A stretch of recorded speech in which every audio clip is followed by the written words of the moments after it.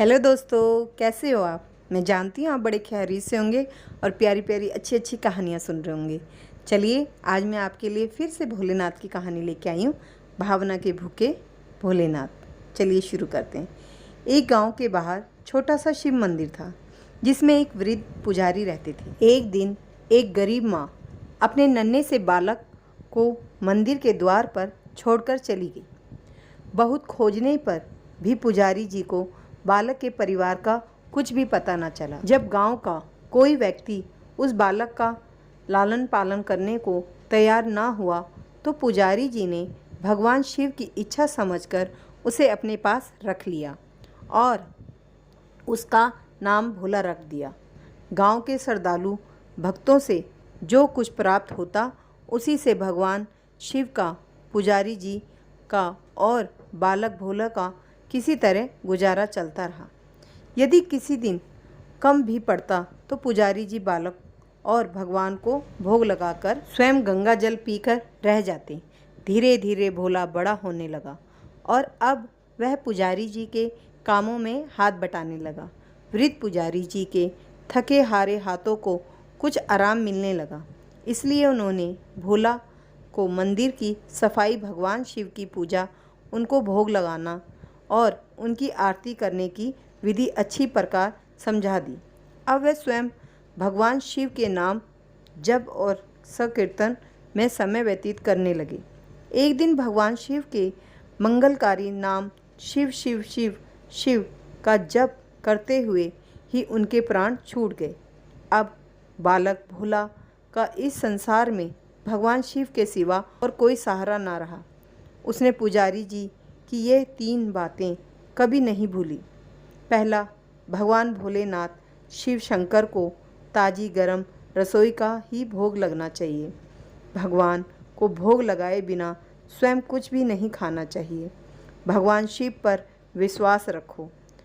कभी भी किसी भी वस्तु का संग्रह ना करना, बासी भोजन का भी नहीं।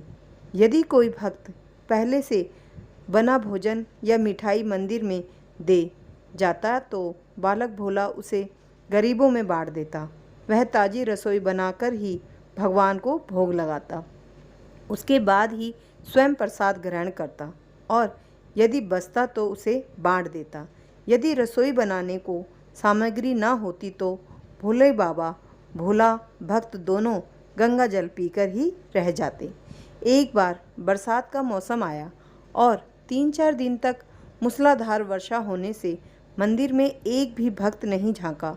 भोला अपने भोले बाबा को गंगा जल का ही भोग लगाता और उसे पीकर रह जाता।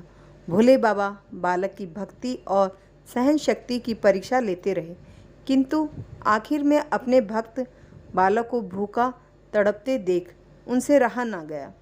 वे सेठ के नौकर का रूप धरकर हाथ में भोजन सामग्री की पोटली लेकर वर्षा में भीगते हुए मंदिर के द्वार पर जा पहुँचे।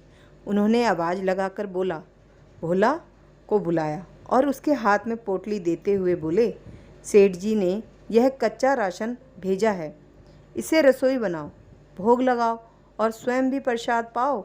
मैं कल फिर आऊँगा।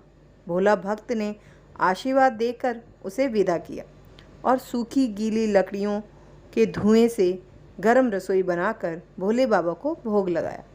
पूरे बरसात के मौसम में भोले बाबा नौकर के वेश में भोला भक्त को सीधा देने आते रहे और स्वयं भी गर्मा गर्म रसोई का भोग पाते रहे। एक दिन भोला भक्त ने सोचा कि सेठ जी को कच्चा राशन भेजते हुए 4 महीने हो चले हैं, किंतु वे स्वयं कभी मंदिर में भोले बाबा का प्रसाद ग्रहण करने नहीं आए। अगले दिन जब भोले बाबा नौकर के वेश में सीधे की पोटली देने आए तो भोला भक्त उनसे बोला, भाई, तुम्हारे इतने धर्मात्मा सेठ जी कभी स्वयं मंदिर में प्रसाद लेने नहीं आए, इस कारण मेरा हृदय अत्यंत दुखी हो रहा है। अपने सेठ जी से कहना कि कल वे भी मंदिर में प्रसाद ग्रहण करने अवश्य पधारें। सुनकर नौकर बने भोले बाबा चौंक कर घबरा उठे और बोले, पुजारी जी, सेठ जी मेरे द्वारा आपको कच्चा राशन भेजते हैं, आप इससे भगवान को भोग लगाओ और स्वयं भी प्रसाद पाओ। फिर सेठ जी को बीच में बुलाने की क्या ज़रूरत है? जैसा चल रहा है वैसा ही चलने दीजिए ना। भोला बोला, ऐसे कैसे चलने दूँ? आपके धर्मात्मा सेठ जी इतने दिनों से कच्चा राशन भेज रहे हैं। क्या मैं उन्हें भगवान का प्रसाद देने का अपना कर्तव्य भी पूरा करना ना करूं? मैं किसी का उधार खाने वाला नहीं हूं। अपने सेठ जी से कह देना कि यदि कल भोले बाबा का प्रसाद ग्रहण करने ना पधारे तो मैं उनका कच्चा राशन लेना बंद कर दूंगा।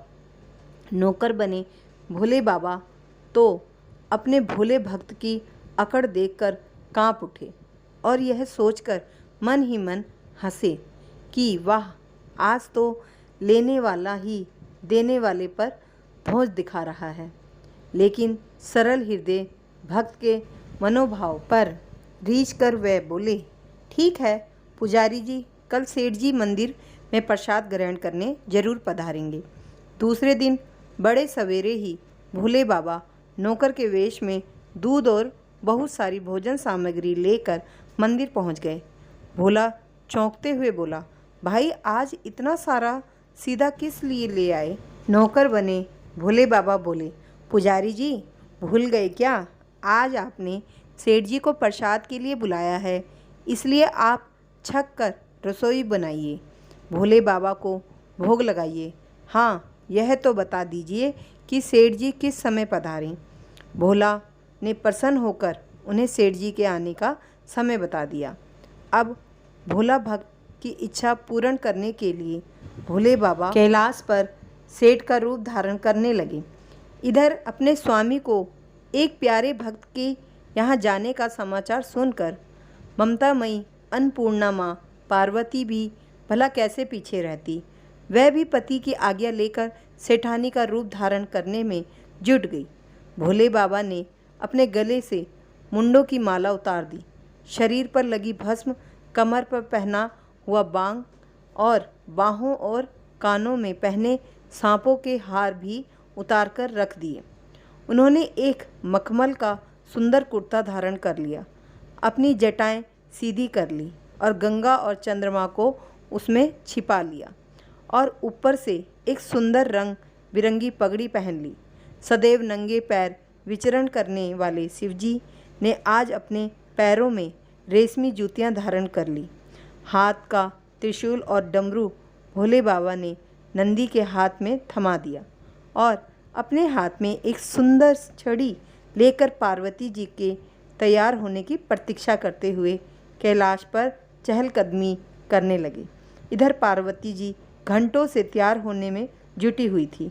उन्होंने आज अपने पतिदेव के नगर में बनी सुंदर बनारसी साड़ी निकाल कर पहनी, जिसका रंग सेठ बने शिवजी के कुर्ते से मैच कर रहा था। उन्होंने सोने चांदी हीरे के जगमगाते हुए आभूषण धारण कर लिए, बगल में सुंदर सा पर्स ले लिया और भोले बाबा के बराबर आवाज़ लगाने के बाद श्रृंगार कक्ष से बाहर निकलकर आई। जब पार्वती जी और शिवजी ने एक दूसरे को सेठ सेठानी के वेश में देखा तो वे चकित होकर एक दूसरे को निहारते ही रह गए। दोनों एक दूसरे को देख देखकर निहाल हुए जा रहे थे। इससे पहले उन्होंने कभी एक दूसरे को ऐसे सुंदर रूप देखा ही नहीं था। जब भगवान गौरी शंकर सेठानी सेठ का रूप धरकर कैलाश से अपने भक्त के यहाँ दावत खाने चले गए तो गणेश, कार्तिकेय, नंदी, ऋषि मुनि, देवता देवगण भी उन्हें देखकर ठगे से रह गए। सेठ बने शिवजी अपने हाथ में ली हुई छड़ी को अदा से घुमाते हुए पृथ्वी पर टेकते हुए चले रहे थे और उनके पीछे पीछे बगल में पर्स लिए अपनी जूती से टक टक और पायल से छन छन की मधुर ध्वनि करती हुई माँ पार्वती सेठानी बनी हुई चल रही थी। इधर भोला भक्त आज सुबह से ही सेठ जी के स्वागत में भांति भांति के पकवान बनाने में जुटा हुआ था। अपने भोले बाबा का भोग तो वह चलते फिरते बना लेता था, किंतु आज उसे कई महीनों से भगवान को भोग लगाने के लिए कच्चा राशन भेजने वाले सेठ जी को भगवत प्रसाद पर देना था। अतः आज उसने अपनी सारी पाक कला झोंक डाली थी। उसने सेठ जी द्वारा भेजे हुए चावल धोकर खीर बनाई। उसे धीमी आंच पर पकाकर गाढ़ा किया और उसमें सेठ जी के द्वारा भेजे हुए पिस्ते, बादाम, केसर, चिलगोजे, किशमिश डाले। मिर्च और अदरक को कूटकर उसे बाजरा, बेसन और गेहूं के आटे में भरकर मोटे मोटे मिस्से टिक्केड़ बनाए। रसोई बनाकर भोला भक्त पुनः स्नान करने चला गया ताकि स्वस्थ वस्त्र पहनकर भोले बाबा को भोग लगा सके और सेठ जी को उनका प्रसाद दे सके। जब भोला भक्त स्नान करके लौटा तो देखा सेठ जी प्रसाद ग्रहण करने के लिए स्वयं तो आए ही हैं, संग में अपनी सेठानी जी को भी लाए हैं। भोला ने झट दोनों से राम राम की, उन्हें आसन देकर बैठाया और बोला, मैं अभी भगवान को भोग लगाकर आता हूँ, फिर आपको प्रसाद परोसूंगा। भावना के भूखे भोले बाबा से भूख सहन नहीं हो पा रही थी, इसलिए वह बोले, पुजारी जी भगवान को जल्दी से भोग लगाइए, मुझे भी भूख लग रही है और सहन नहीं हो रही। भोला भक्त बोला, सेठ जी भूख तो मुझे भी बड़े ज़ोर से लग रही है, किंतु मैं अपनी भूख के कारण भगवान को भोग लगाना नहीं भूलता।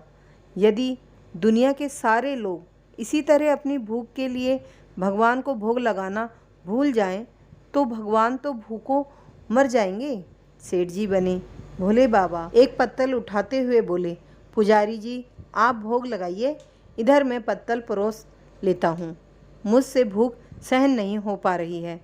भोला भक्त सेठ जी बने भोले बाबा को डांटते हुए बोला, सेठ जी भगवान के काम में ना तो जल्दबाजी चलती है और ना कंजूसी।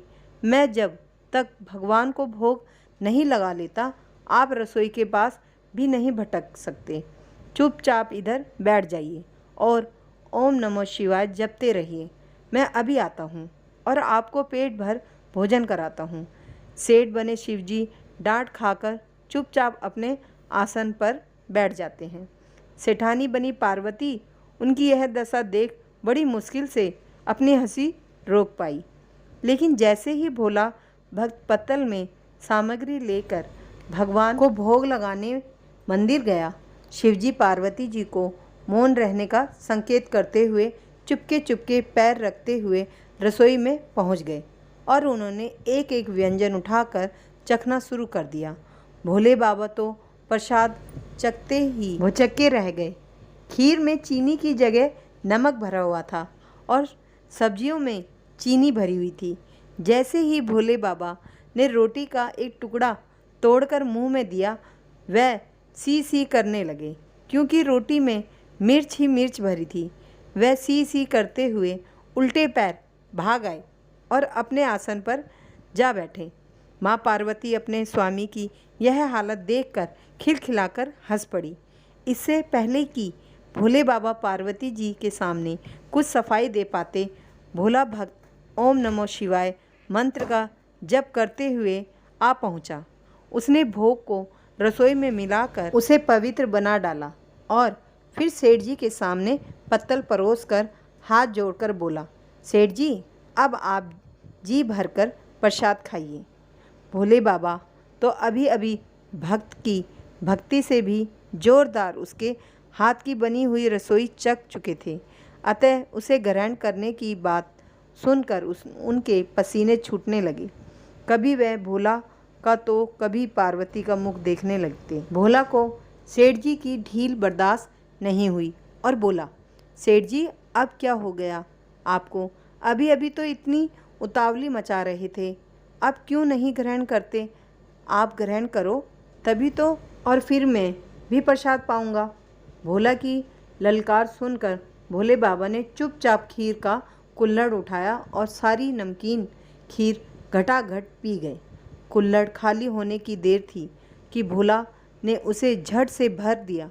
अपने प्रिय भक्त के हाथों परोसे हुए भोग में भगवान को आज दुगना स्वाद आने लगा। भोला परोसता गया और भोले बाबा पीते गए। जगमाता पार्वती भक्त और भगवान दोनों के प्रेम को देख देखकर मंत्रमुग्ध होती रही।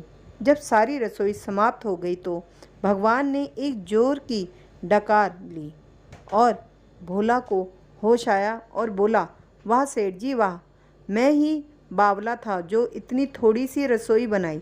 मुझे पता होता कि आपको प्रसाद ग्रहण करने का इतना शौक है तो और भी ज़्यादा रसोई बनाता। भोले बाबा अपने पेट पर हाथ फेरते हुए सेठानी बनी पार्वती जी की ओर मुस्कुराकर देखते हुए बोले, पुजारी जी, मैं इतना रोज़ कहाँ खाता हूँ, किंतु आज प्रसाद इतना स्वादिष्ट बना था कि अपने पर वश ही नहीं रहा और खाता ही चला गया। किंतु तभी भोला भक्त रुआस होकर बोला, सेठ जी, वह तो आपने ठीक किया, लेकिन माता जी तो भूखी ही रह गई। ममतामयी पार्वती माँ से भोला का रुआस मुँह देखा नहीं गया। उन्होंने बची हुई खीर की 4 बूंदें अपने कंठ में टपका ली। भोले बाबा द्वारा भोग लगाने से प्रसाद में अद्भुत अलौकिक स्वाद भर गया था।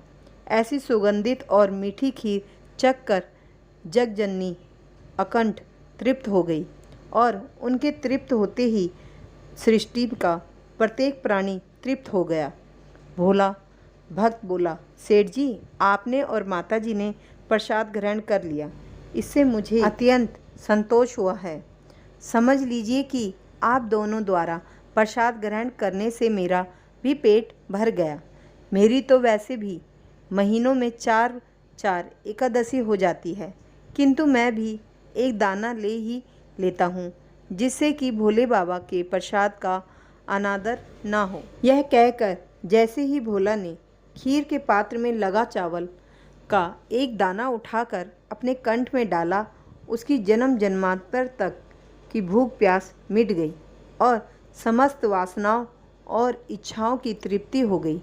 उसके ज्ञान के नेत्र खुल गए और उसने देखा कि उसके सम्मुख त्रिलोकीनाथ भगवान शंकर और जगत जननी माँ पार्वती आशीर्वाद की मुद्रा में मुस्कुराते हुए खड़े हैं। भोला दौड़कर उनके चरणों में लौट गया और उन्हीं में समा गया। जय कुंडेश्वर धाम।